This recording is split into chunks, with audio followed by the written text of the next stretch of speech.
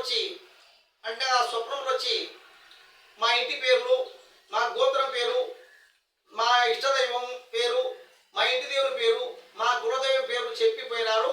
ఇవి ఆచరించుకుంటూ ఉండు నువ్వు అని వీరబ్రహ్మం గారు కళలు వచ్చి నాకు చెప్పిపోయినాడు బ్రహ్మస్వామి. కాబట్టి ఆయన వీరబ్రహ్మస్వామి వారి ఆజ్ఞ ప్రకారంగా నేను ఈరోజు ఆయన నిర్ణయించాడు కాబట్టి నాకు స్వప్నంలో నేను చెప్తున్నాను. మరియు మా ఇంటి పేరు వచ్చేసి పగిడియాల, మా గోత్రము సుపర్ణ, మా కులము విశ్వబ్రాహ్మణ కులము, విశ్వకర్మలము. మరియు మా ఇంటి దేవుడు వచ్చేసి శ్రీ ఉరుకుదీరన్న స్వామివారు, మా కులదైవం శ్రీమద్ పోతులూరు వీరబ్రహ్మేంద్ర స్వామివారు, నా ఇష్టదైవము తిరుమల తిరుపతి వెంకటేశ్వర వారు. మరి ఆనాడు వీరబ్రహ్మేశ్వరకి కొన్ని సంవత్సరాల క్రితం స్వప్నంలో చెప్పినాడు. మరి ఇవన్నీ బ్రహ్మగారు వీరబ్రహ్మేశ్వర ఆజ్ఞ ప్రకారం ఇలా ఈ వీడియో చేస్తున్నాను. చేసి మా పిల్లలు కానీ మా మనవళ్ళు కానీ ఇది ఆచరించవలసిందిగా కోరుతున్నాము. అదే ప్రకారంగా మరి ఆనాటి నుంచి మా బ్రహ్మగారు వీరబ్రహ్మస్వామి నాకు కళలో చెప్పిన తర్వాత నేను వెంకటేశ్వర గుడి ఒకటి కట్టించినాము, శివాలయం కట్టించినాము, వీరబ్రహ్మేంద్ర స్వామి దేవాలయం కూడా కట్టించినాము.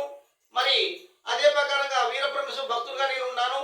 మరి తిరుపతి వెంకటేశ్వర కొండ మీద పోయి 108 మందికి అన్నదానం కూడా పెట్టి వచ్చినాము. తిరుపతి వెంకటేశ్వర కొండ మీద 108 మందికి అన్నదానం కూడా పెట్టి వచ్చినాము. మరి ప్రతి సంవత్సరము మా ఇంటి దేవుడు ఉరుకుదీర స్వామివారికి ప్రతి సంవత్సరం శ్రావణ మాసంలో పోతుంటాము. కాబట్టి భక్తాదులు మరి అందరికీ మా పిల్లలకు మా వంశానికి కూడా మేము వివరించి చెప్తున్నాము. ఇది వీరబ్రహ్మేశ్వర ఆజ్ఞ ప్రకారంగా ఈరోజు ఈ వీడియో చేసి పెడుతున్నాము, యూట్యూబ్ ఛానల్లో తీసి పెడుతున్నాము. మరియు అదే ప్రకారంగా ఆనాటి నుంచి ఈనాటి వరకు కూడా వీరబ్రహ్మేశ్వర ఆజ్ఞలోనే బ్రహ్మంగారు సేవ చేస్తూ బ్రహ్మంగారి భక్తులుగా ఉన్నాము. బ్రహ్మేశ్వర ఉపదేశం కూడా అందరికీ బ్రహ్మంగారి కాలజ్ఞానం చెప్పుకుంటూ మరి బ్రహ్మంగారు ఉపదేశం కూడా ఇస్తున్నాము మా శిష్యులకి.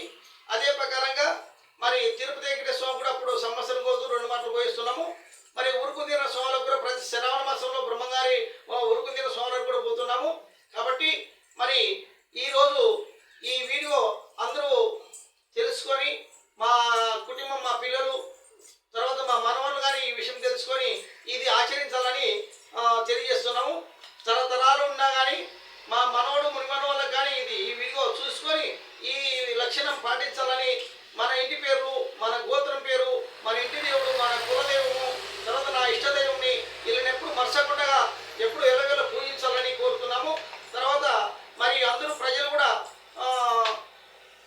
తెలుసుకొని కూడా ధర్మంగా ఉండి భక్తిభావంతో ఉండాలని కోరుకుంటున్నాము. మరియు సర్వే జన సుఖినో భవంతు, లోక సమస్త సుఖినో భవంతు. ఈ వీడియో నచ్చిందనుకోండి, అందరికి షేర్ చేయండి, మరియు లైక్ కొట్టాలని కోరుతున్నాము, సబ్స్క్రైబ్ చేయాలని కోరుకుంటున్నాము.